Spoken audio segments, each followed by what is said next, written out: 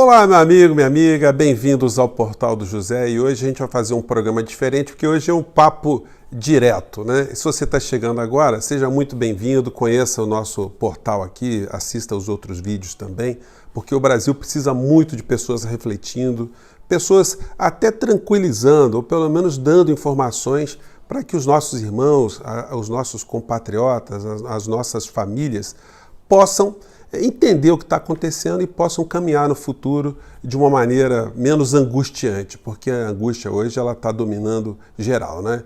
Se você gostar, dê um joinha, compartilhe e vamos embora. Um grande abraço a todos vocês que têm mandado tantas mensagens aqui para o nosso portal. Gente, o Brasil tem dois tipos de assassinos em operação agora em larga escala.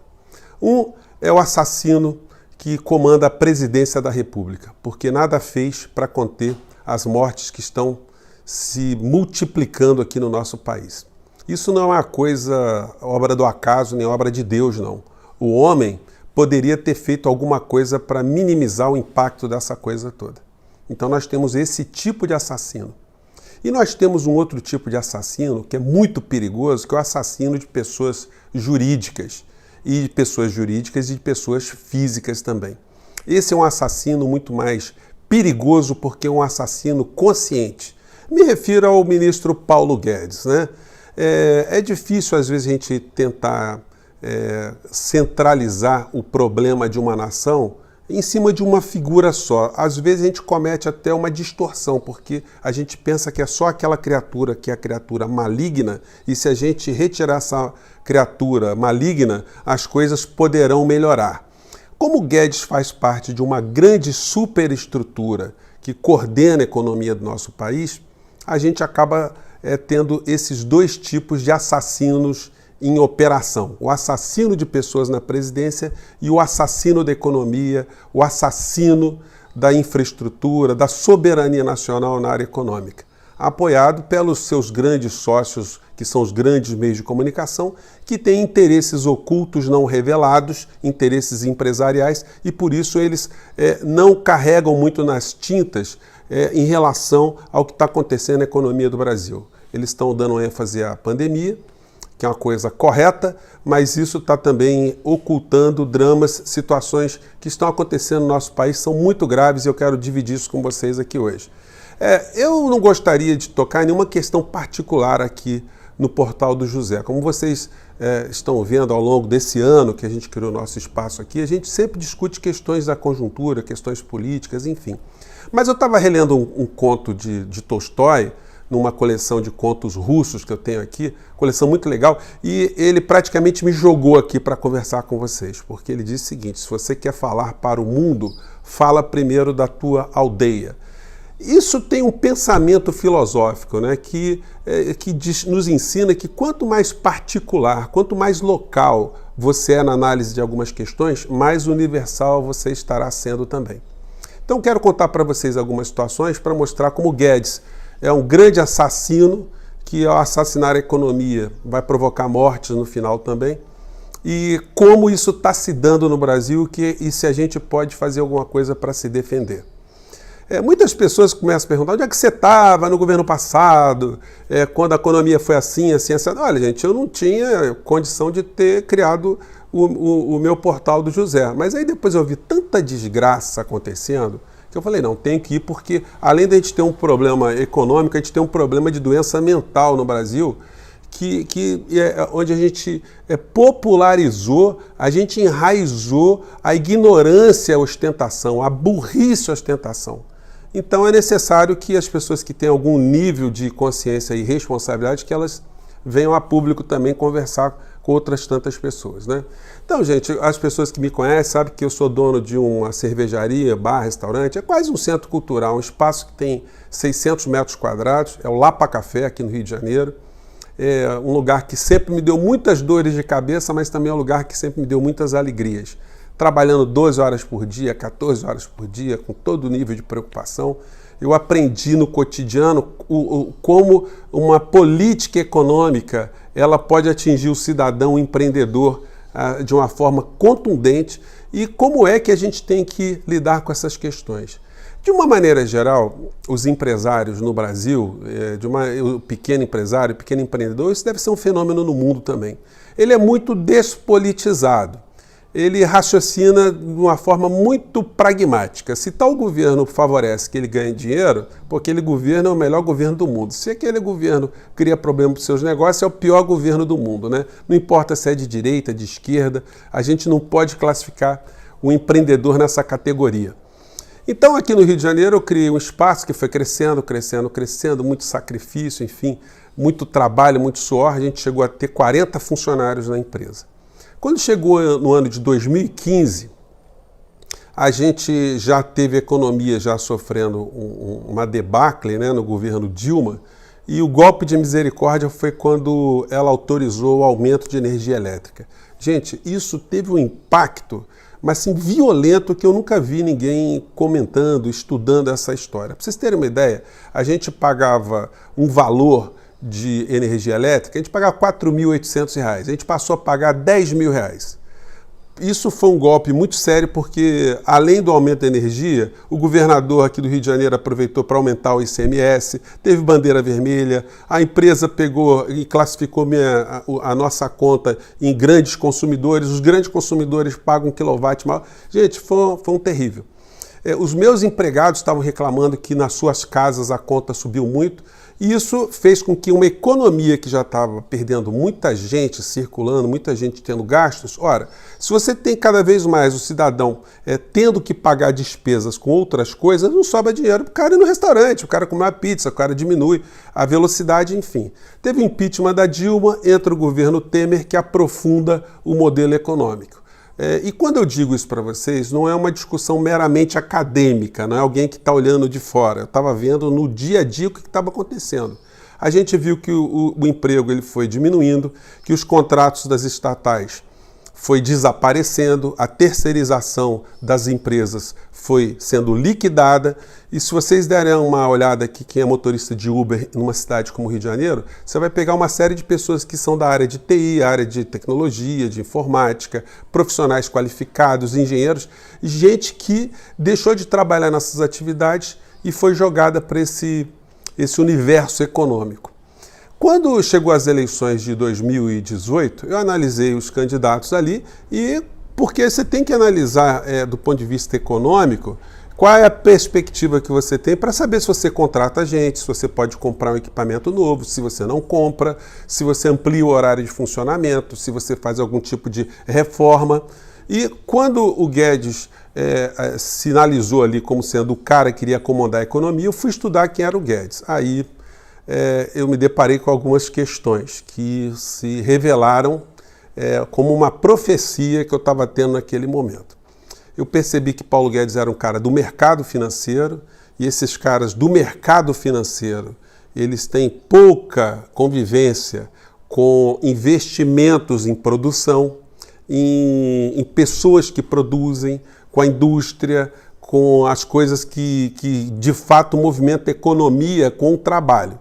São pessoas que ganham dinheiro sem fazer esforço, sem movimentar a economia, as engrenagens da economia de uma maneira geral.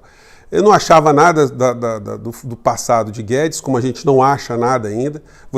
Dificilmente você vai conseguir na internet a informação que o Guedes trabalhou na ditadura Pinochet e que ele foi um discípulo de uma escola econômica dos Estados Unidos, a escola de Chicago, que é uma escola que opera sobre catástrofes. Só pode implementar uma política econômica em ditaduras, como foi a ditadura sangrenta no Chile, ou em países que foram devastados por grandes terremotos, grandes catástrofes cataclismáticas, né?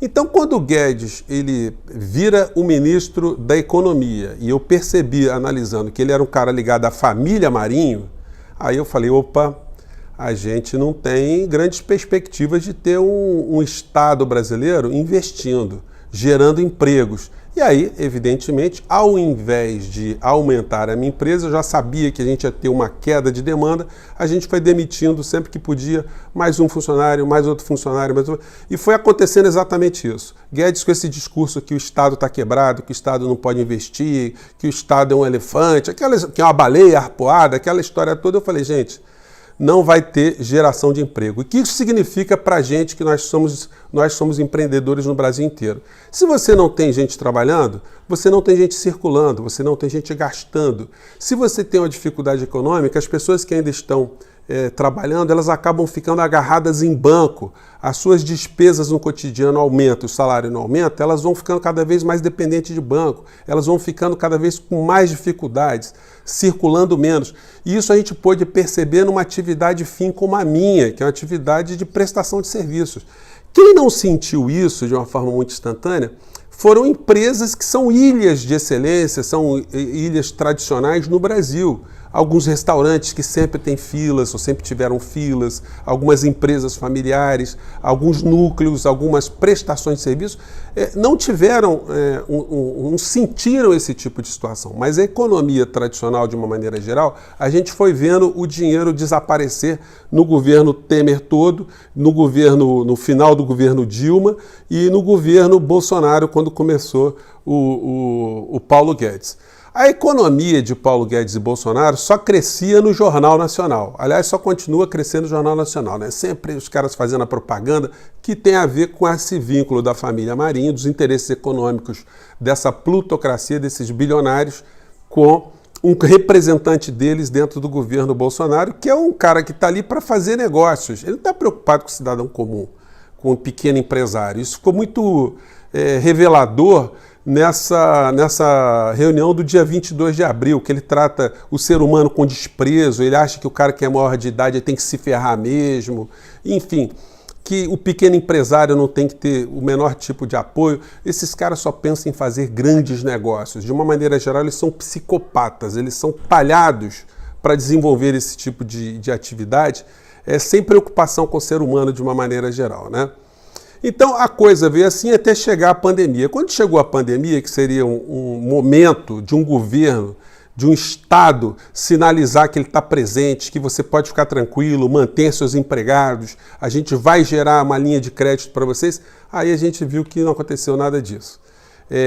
Eles não têm a menor preocupação, passados quase 90 dias, quase impossível você conseguir um empréstimo. As primeiras medidas foram de pegar dinheiro do Tesouro e jogar não direto para o cidadão, mas jogar para dentro de banco, para banco emprestar dinheiro para o pequeno. E só quem está conseguindo manter o seu negócio agora é quem conseguiu se reinventar de uma maneira absolutamente diferente, porque a coisa ficou muito complicada para todos nós. Para vocês terem uma ideia, eu tentei pegar um empréstimo no banco, e eles já levantam a vida da gente inteira, e a condição para eu pegar empréstimo no banco, eu estava querendo pegar 120 mil reais, era que eu tivesse 120 mil reais aplicado no banco. Eu falei, mas se eu estou precisando de 120, como é que eu vou ter 120 no banco? Eles, não, tudo bem, a gente empresta 240, você deixa 120 aplicado aqui e usa o seu 120, só que eu pago juros de 3,75 ao ano sobre 240. Eu falei, não dá, gente. Não dá. Quem pegar dinheiro agora para resolver as questões com seus funcionários, lá na frente vai ter o seguinte cenário. A gente vai ter um mundo que mudou, a gente vai ter pessoas mais angustiadas, pessoas saindo menos, pessoas mais preocupadas em não frequentarem ambientes coletivos. Então você vai ter uma mudança de hábitos e uma queda de demanda, uma menor circulação de pessoas. O mundo vai ter menos gente circulando, os brasileiros não vão poder ir para lugar nenhum. Né? Os brasileiros estão quase barrados tudo quanto é lugar, então a gente vai ter muitas dificuldades, muitas mudanças comportamentais. Então você vai ter o cenário de queda de utilização de serviços, e quem pegar dinheiro em banco, lá na frente vai acabar ficando com uma bomba nuclear no colo. E aí a gente vê a reunião do dia 22, a gente vê esse comportamento psicopático do presidente da Caixa Econômica Federal, que diz que não tinha que emprestar dinheiro para quem já estava com dificuldade antes. Quem estava com dificuldade antes são 5 milhões de pequenos empresários no Brasil que tinham algum título protestado, alguma coisa assim. Essas pessoas, enfim, ficaram condenadas à morte pelo governo do assassino Bolsonaro e do assassino Guedes. Então, gente, nesse cenário que se avizinhou, eu falei, gente, não tem condição. Eu queria resistir, mas eu vou fechar a empresa. Melhor dizendo, vou hibernar a empresa. Vou dispensar todos os funcionários, vou pagar todo mundo E se lá na frente aconteceu impeachment, aconteceu uma mudança muito radical na economia, eu reabro a empresa. E até para poder dispensar os funcionários, eu tentei utilizar o artigo 501 da CLT, que faculta ao empregador, né, que você estando diante de uma situação de força maior, você pague menos multas e menos tributos. Mas se eu usasse esse argumento da força maior, eu inviabilizava os nossos empregados de terem acesso ao seguro-desemprego e ao fundo de garantia. Pô, uma puta sacanagem, né? Aí eu tive que fechar a empresa como se nada tivesse acontecendo, pagando todas as dívidas com os empregados e me antecipando esse momento que eu imagino, que eu prevejo que seja um momento muito complicado lá na frente. Pelo menos eu dormi bem. O fato de ter uma cervejaria, de ter uma empresa de alimentos, é que numa dificuldade você bebe a sua empresa, né? Você liquida a sua empresa. Foi o que eu fiz. Juntei 2 funcionários, peguei um monte de cerveja, um monte de proteínas, carne, peixe, tudo que vocês pensarem. Macarrão, a gente fez uma série de cestas básicas, produtos de limpeza e dei para todo mundo. Esse troço ia ficar ali dentro da empresa, ia perecer, então eles ficaram felizes, tiveram acesso ao fundo de garantia, todos nós ficamos muito emocionados, chorei pra caramba, porque não é fácil, eu não gosto nem de ir lá no prédio da empresa, às vezes eu preciso pegar alguma coisa lá, porque dá aquele sentimento, né, tipo assim, pô, os caras me ferraram legal, né? A gente, no nosso país, nós não temos com quem contar. O mais triste, gente, é ver tanta gente, eu fico pensando assim, como é que tem gente que apoia Bolsonaro, o que essas pessoas ainda fazem da vida, o que elas ganham, do que elas sobrevivem, como é que elas podem achar que que esse governo que está aí pode fazer alguma coisa pelo povo brasileiro, pelos empreendedores, pelos profissionais liberais, pelo nosso país de uma maneira geral, né? A gente tem um bando ali de cupins estão destruindo a infraestrutura do Brasil, que não tem preocupação com o cidadão de carne e osso. Um cara como o Paulo Guedes, que trabalhou na ditadura Pinochet, são pessoas que são talhadas a não terem preocupação moral, preocupação ética aonde estão trabalhando. São pessoas que trabalhariam para Hitler, tranquilamente, num campo de concentração, organizando ali as questões econômicas de como operar com essa realidade toda. São os mesmos tipos de pessoa. Então, essas pessoas, elas não estimulam nenhum cidadão de carne e osso a continuar nessa batalha. O que eu posso dizer para quem está nessa batalha, quem só não tem outra alternativa na vida, é que muitas pessoas vão fechar, muitas empresas vão fechar, mas isso vai facilitar também com que algumas empresas se reinventem e consigam sobreviver. Se eu puder dizer para essas pessoas para não pegarem dinheiro em banco, tá aí uma boa dica, mas isso é uma coisa muito difícil. E para os que pegarem dinheiro em banco, peguem dinheiro em banco, resolvam as suas vidas, se quebrar lá na frente, quando o banco vier para cima de você, você diz o seguinte: confie em mim, isso vai passar, um dia eu te pago, como eles colocam nas propagandas aí, né? Então, gente, eu não quero tirar o estímulo de ninguém persistir, mas o cenário brasileiro, o que está por vir ainda, é muito dramático, é muito complicado. As pessoas que são empreendedoras agora têm que ter muita prudência. Os que puderem enxugar mesmo a empresa, parece que será uma atividade, uma atitude inevitável. E a gente tem que continuar cada vez mais conversando entre a gente, abrindo nossos corações. Você que está com dificuldades na tua empresa, você não está com dificuldades porque você está trabalhando mal, porque o teu negócio está indo mal, porque o teu preço não está bom, porque o seu cozinheiro não é bom, a tua comida não é boa, não é nada disso. Está todo mundo com os mesmos tipos de problema. E você tem que ter consciência que o nosso problema maior é de estrutura, é que infelizmente nós não temos um governo preocupado com as pessoas de verdade. Nós temos um governo dominado por espertalhões, estelionatários, vigaristas e bandidos. Pessoas que estão querendo fazer negócios na superestrutura, os meios de comunicação ficam tentando engabelar o povo brasileiro, dizendo que os investimentos vão fazer a economia girar. Tudo mentira. Esse tipo de discurso não coloca uma pessoa no meu restaurante, no teu restaurante, no teu bar, na tua empresa, no teu negócio. Então nós estamos reféns de um grande grupo de quadrilheiros respaldados pelos grandes meios de comunicação que são sócios dessa gente toda. Gente, espero ter jogado algumas luzes para vocês. Sobrevivam, mantenham a sanidade e aquelas pessoas que tiveram a paciência de ficar até agora comigo, um grande abraço, se inscreva aqui no nosso portal, passe nosso vídeo para frente e mande suas críticas e sugestões. Vamos conversar porque o Brasil vai precisar muito de pessoas como a gente. Um grande abraço, tchau.